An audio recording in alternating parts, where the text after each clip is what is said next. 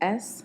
Blanch on the Miseducation of the Negro by Carter G. Woodson.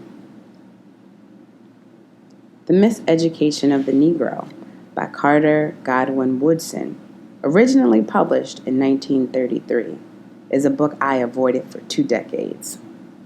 Mom began to urge me to read this book at about 14, but I just could not. I just would not. Frankly, it raises too much and addresses too many things about American society that I just was not ready to know.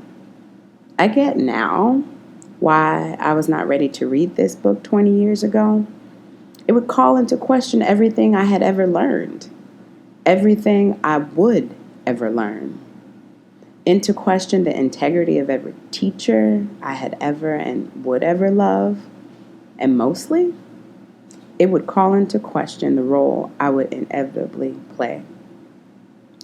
Would I work to perpetuate or to dismantle the institution of racism that still permeates the fabric of this country?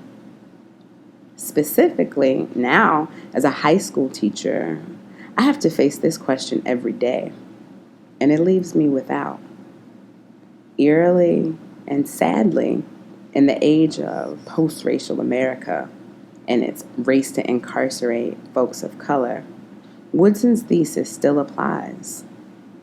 81 years after the original publishing year, his claim that the so-called modern education, with all its defects, however, does others so much more good than it does the Negro, because it has been worked out in conformity to the needs of those who have enslaved and oppressed weaker people, resonates. In deeper contemplations, I wonder, does not the miseducation of the Negro imply the miseducation of all?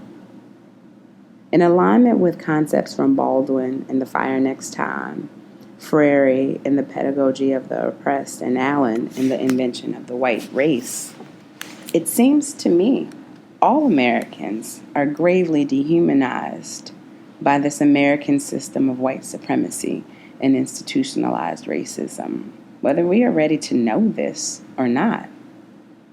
At 14, I certainly was not ready to know this. At 239, it is conceivable that America is not ready, much like that 14-year-old me. I remain uncomfortable at some of the questions raised within after reading this book, and will probably need to read it again and again several times through, then meditate. Some are, how do I feel about racial integration? Truly. Is there a time too early in a person's life to know of the atrocities of this nation? Where and when am I the enemy to freedom, justice, and the pursuit of happiness for all? In what secret moments am I the hypocrite, and why?